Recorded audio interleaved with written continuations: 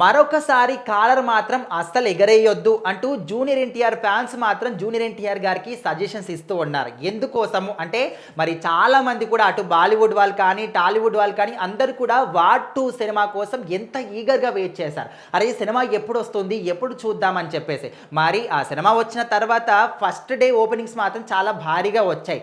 ఇంకా second day నుంచి అమాంతంగా చాలా ఘోరంగా ఈ సినిమా టికెట్స్ తెగిపోవడం కావచ్చు, ఇవన్నీ కూడా చాలా ఘోరంగా పడిపోయాయి అనమాట. సో ఇప్పుడు ఓవరాల్గా చూసుకుంటే ఒక మొదటి వారం మాత్రం సక్సెస్ఫుల్గా వార్ 2 సినిమా కంప్లీట్ చేసుకుంది. సో ఇప్పటి వరకు ప్రపంచవ్యాప్తంగా ఈ సినిమాకి ఎన్ని కోట్లు వసూలయ్యాయి అంటే 155 కోట్లు మాత్రమే వసూలయ్యాయి. ముఖ్యంగా అంటే ఇక్కడ తెలుగు వరకు కూడా మనం చూసుకుంటా ఉంటే మన నాగవంశి గారు భారీగా బిజినెస్ చేశారు. సో మరి దానికి గాను కనీసం బ్రేక్ ఈవెన్ పాయింట్ కూడా ఇంకా ఈ సినిమా దాటలేకపోయింది.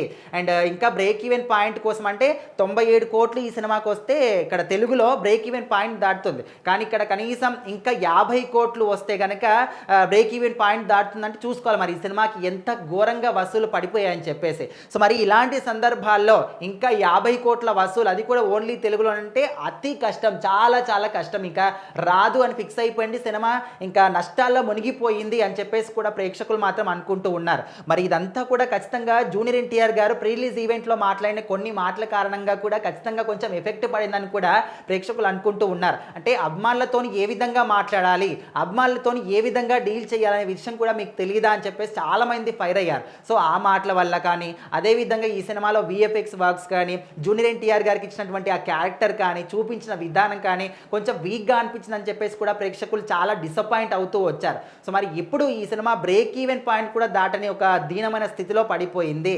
ఇక అతి కష్టం మీద ఇంకా 50 కోట్లు ఓన్లీ తెలుగులోనే అంటే ఇంకా చాలా కష్టం. నాగవంశి గారు కూడా ఈ సినిమా వల్ల చాలా దివాలా తీశారని చెప్పేసి, దుబాయ్ కూడా పారిపోయాడని చెప్పేసి అని కూడా చాలామంది అనుకుంటూ ఉన్నారు. ఎందుకంటే అప్పటి నుంచి కూడా ఆయన కనిపించట్లేదు కాబట్టి. మరి వార్ 2 సినిమా మీద ఎంత భారీ అంచనాలు పెట్టుకున్నారు జూనియర్ ఎన్టీఆర్ కూడా.